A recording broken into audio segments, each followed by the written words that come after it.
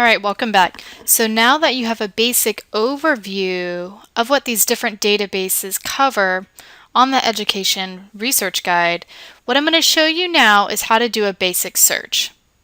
Now I've opened up a new tab to show you ERIC, Professional Development Collection, and PsycInfo. So here we go.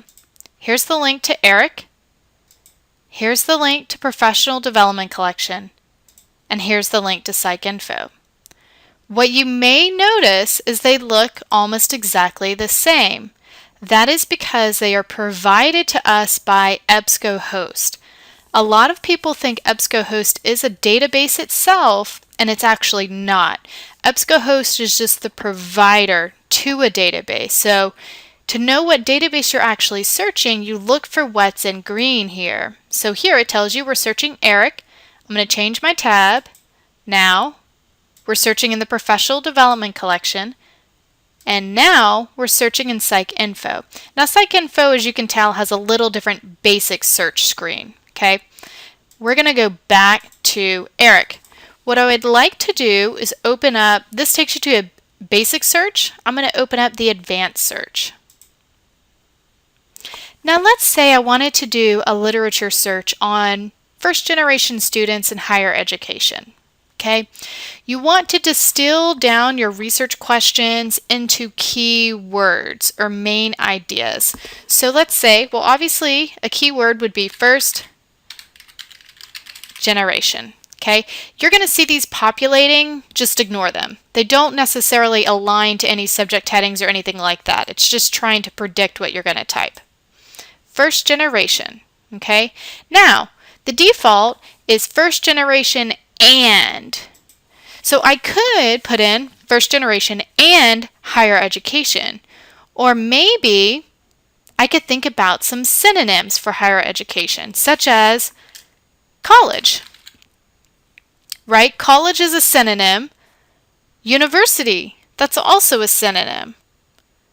Maybe post-secondary, that could work. Or maybe undergraduates. Now, undergraduates isn't necessarily a synonym for higher education, but undergraduates is a word that's very specific, right? And it applies to a particular group, which would be in education. So let's try this. And I'll explain what we're doing once we get this typed up here. So college or university or post-secondary or undergraduate. Now, I just put in a parenthesis at the end, and I'm going to put one up here at the front. Now, what this search is going to read to the database is first generation and college, right? It's looking for articles that have those two words, first generation and college. It's also, because you've put or between the words, looking for first generation and university, or articles that have first generation and post-secondary, or articles that have first generation and undergraduate. So putting or between synonyms and closing it with parentheses is one way of casting your net as wide as possible. Now the reason this is important is because if you put in a word like university, the database is going to search only for that word. It's not going to look for things like college or post-secondary unless you tell it to. So this is one way to make sure you're getting everything that you really want, right? So let's hit search. Now in ERIC, we had 1,117 results come up.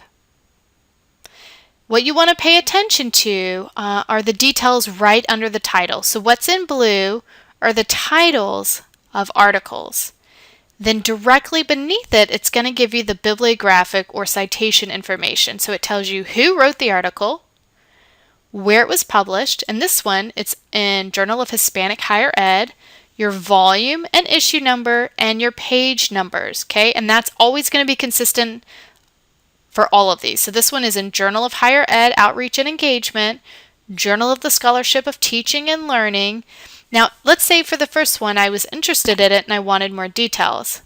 I can click on the title and it's going to give me an abstract. So here's the abstract telling you what it's about. Here's some subject headings. Now these are all hyperlinks. So if you think, ooh, I want all articles that have this heading, you can click on it and it'll redo your search for you with that subject heading. Now you can email this to yourself. You can cite it. You can export it. There's a permalink. Now permalinks are links that if you wanted to send a link to yourself, don't cut and paste at the top. Use the permalink. Okay? That's a link that doesn't change. All right, going back to our search list. Over here on the left are limiters. These are things that you could actually do up front when we were constructing our search up front. Down at the bottom there were some boxes. Here are the boxes again once you do the search. So full text means I want the entire article. Here's an example of one down here that has the full text.